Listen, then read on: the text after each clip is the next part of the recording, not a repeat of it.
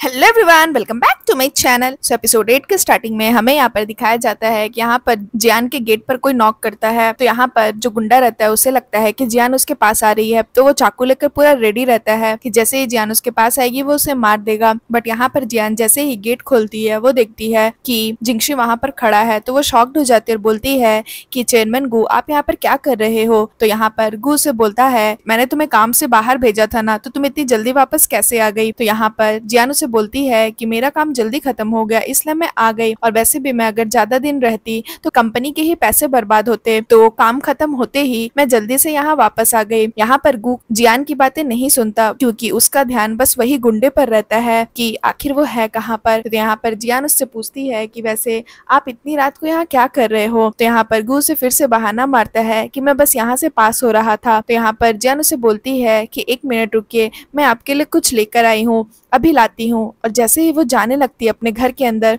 तो गु उसे रोकता है क्योंकि वो उसे उस गुंडे से बचाना चाहता है।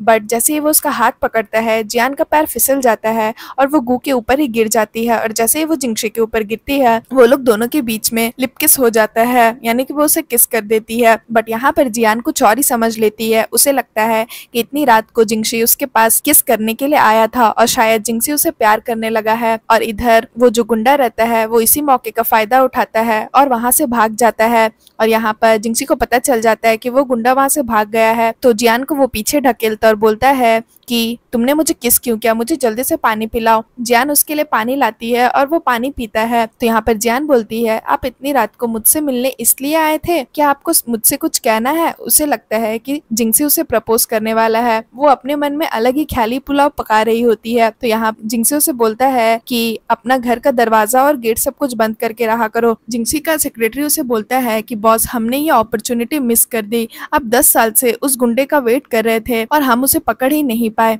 तो यहाँ पर जिंगसी वैसे भी बहुत ज्यादा गुस्से में रहता है उस गुंडे की वजह से, तो वो बोलता है कि ये सब बातें छोड़ो, चलो अब मुझे घर वापस ले चलो। बट अंदर ही अंदर वो उससे बहुत ज्यादा गुस्से में रहता है। उसके बाद हमें नेक्स्ट सीन में दिखाया जाता है कि यहाँ पर जियान अपने अपकमिंग प्रोजेक्ट जो है उसमें वो एक परफ्यूम बनाने वाली है, तो उसी का वो प्रेजेंटेशन दे रही होती है। यहाँ पर शासा और जियाचेंग भी उस मीटिंग को अटेंड करते हैं और वो अपने परफ्यूम के बारे में बताती है कि उसने अपने परफ्यूम में क्या क्या मिलाया है।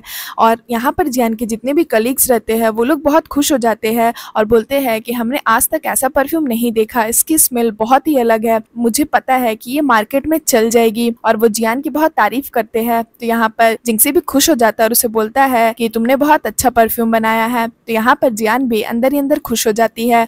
बट जिंगशी और सासा तो अलग ही जल रहे होते हैं जियान की इतनी तारीफ सुनकर। तभी यहाँ पर सासा भी क्या करती है, अपना जो परफ्यूम बनाई रहती है, जो वो सिंगापुर के बहुत फेमस परफ्यूमर से बनवाई रहती है, उसके बारे में बताती है और बोलती है कि मैंने सिंगापुरियन परफ्यूमर से ये परफ्यूम बनाया है। और वो परफ्यूम का नाम बताती है और बताती है कि उसमें क्या क्या मिलाए गए हैं। और जैसे ही यहाँ पर जियान उस परफ्यूम को स्मेल करती है उसे पता चल जाता है कि उसमें क्या क्या चीजें मिली हुई है। तो ये चीज वो जिंगसी को और सभी लोगों को बताती है और जियाचेंग का बेइज्जती करते हुए बोलती है कि अगर कोई मुझे करोड़ों रुपए भी देना तो मैं इस परफ्यूम को कभी नहीं खरीदूंगी, क्योंकि इसमें जो भी चीजें मिलाई गई है वो ऑलरेडी मार्केट में अवेलेबल है, ये वर्थ इट नहीं है। थोड़ी ही देर के बाद वो फिर से बोलता है कि तुम मेरी परफ्यूम की और उस परफ्यूमर की बेइज्जती ऐसे नहीं कर सकते। यहाँ पर जियान बोलती है जिंगसी को कि चेयरमैन, अगर आप चाहते हो तो इस परफ्यूम को आप मार्केट में लॉन्च कर सकते हो, बट इससे आपके ही कंपनी की रेपुटेशन खराब होगी, क्योंकि इसमें ऐसी चीजें मिलाई गई हैं जो ऑलरेडी चाइना और जापान में अवेलेबल है। तो यहाँ पर जियाचेंग और साशा बहुत गुस्सा हो जाते हैं कि जियान उसके परफ्यूम की ऐसी बेइज्जती कर रही है गु के सामने। तो यहाँ पर गु बोलता है, R&D डिपार्टमेंट में जाओ और इस परफ्यूम की अच्छे से जांच करवाओ। अगर जियान जैसा बोल रही है कि इसमें 3 चीजें ऐसी मिलाई गई ऑलरेडी अवेलेबल है और इसमें वो चीजें निकल गई, तो तुरंत इस परफ्यूम को डिस्ट्रॉय कर दो। तभी यहाँ पर जियान मीटिंग जैसे ही खत्म होता है वो गु को रुकने के लिए बोलती है। तो यहाँ पर गु बोलता है कि बोलो मुझसे क्या बातें करनी है। तो यहाँ पर जियान पहले तो थैंक यू बोलती है कि उसने उसके परफ्यूम को इतना पसंद किया। उसके बाद वो थोड़ी देर के बाद पूछती है, कल रात आप मेरे घर क्यों आए थे। यहाँ पर अभी भी जियान को यही लगता है कि गु उसे प्रपोज करने के लिए आया था और उससे लाइक करता है।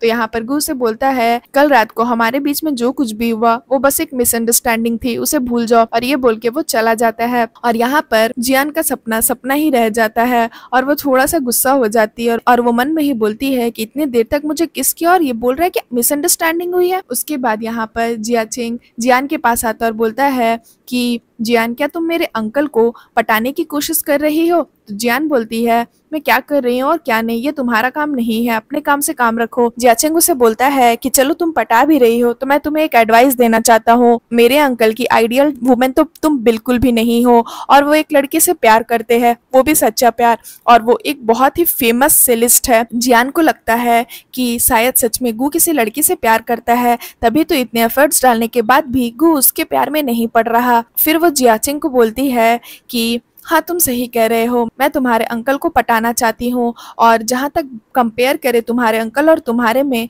तो तुम तो बिल्कुल ही वर्थलेस हो। ऐसे करके वो उसका बेइज्जती करती है। तो जियाचेंग उससे बोलता है कि बस कुछ दिन रुक जाओ, देखना तुम्हारी कैसी बेइज्जती होगी। उसके बाद यहाँ पर जियान आकर के अपने बेस्ट फ्रेंड को बताती है, तो उसका बेस्ट फ्रेंड आर्टिकल सर्च कर रहा होता है गू के बारे में। तभी वो देखता है न्यूज में उस लड़की के बारे में ऑलरेडी खबर फैली हुई है। तो यहाँ पर वो उसे बोलता है कि ये लड़की तो बहुत ज्यादा फेमस है। तभी मैं सोचूं, इतना एफर्ट्स डालने के बाद भी गू तुम्हारे प्यार में क्यों नहीं पड़ रहा, और तुम तो इस लड़की के सामने कुछ भी नहीं हो। तो यहाँ पर जियान टेंस्ड हो जाती है कि अब वो जिंगशी को कैसे पटाएगी, और तभी जैसे ही वो सोचने लगती है, कुछ वर्ड्स उसके सामने फिर से आते हैं और उसे बोलते हैं कि अरे ये इतना भी डिफिकल्ट नहीं है, तुम इतनी टेंशन क्यों ले रही हो, एक काम करो, तुम भी एक सेलिस्ट बन जाओ, वैसे भी बचपन में तुम्हें गिटार बजाना आता ही था, तुम भी वो चीजें करो जो गू को पसंद है। तो यहाँ पर वो अपने फ्रेंड को बोलती है कि मुझे पता चल गया है कि जिंगशी का दिल कैसे जीतना है, और वो अपने फ्रेंड को बताती है कि वो भी जाकर के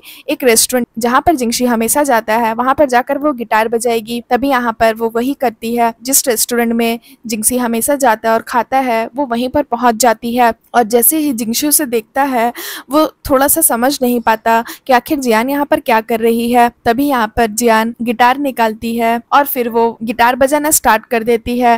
वैसे तो उसे गिटार बजाना नहीं आता, और यहाँ पर जिंगसी समझ जाता है उसके गिटार बजाने के स्टाइल से कि उसे बजाना नहीं आता, और तभी गिटार की जो एक तार रहती है वो टूट जाती है। और यहाँ पर जिंगसी को बहुत ज्यादा हंसी आ जाती है कि वो क्या कर रही है पागलों की तरह, बट उसे वो पता ही नहीं रहता और वो गिटार बजाना कंटिन्यू रखती है। और जिंगसी भी हंसते हंसते उसके परफॉर्मेंस को एंजॉय कर रहा होता है, बट जैसे ही उसका ध्यान तार पे पड़ता है, वो इतना ज्यादा एम्बैरेस हो जाती है कि वो छुपने लग जाती है। तभी उसके सामने वर्ड्स आकर के उसे बोलते हैं कि कितनी बेवकूफ हो तुम, तुम्हें जब गिटार बजाना नहीं आता तो तुम ये पागलों वाली हरकत यहाँ पर करने क्यों आई थी, अब जाओ जल्दी से गू के पास, वो जा रहा है। और उन वर्ड्स की बातें सुनकर जिंगशी के पीछे जाती है और बोलती है कि चेयरमैन गू, एक मिनट रुक के मुझे एक्सप्लेन करने दीजिए, अभी जो कुछ भी हुआ आप जैसा सोच रहे हो वैसा कुछ भी नहीं है।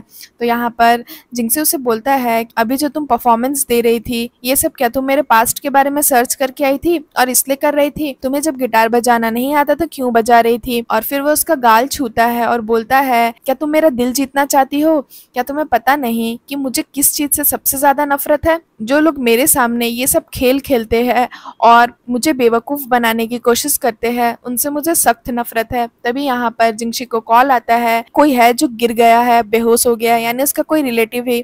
तो जिंगशी बोलता है कि ठीक है मैं आता हूँ, और फिर सीन यहाँ पर खत्म हो जाता है। सो फ्रेंड्स, अगर आपको मेरी ये एपिसोड अच्छी लगी हो तो प्लीज मेरे वीडियो को लाइक करिएगा, मेरे चैनल को सब्सक्राइब करिएगा। मैं जल्द इसका न्यू एपिसोड लेकर के आऊंगी, तो उसके लिए वेट करिएगा। सो फ्रेंड्स, आज के लिए बाय बाय, मिलते हैं फिर से एक न्यू वीडियो के साथ।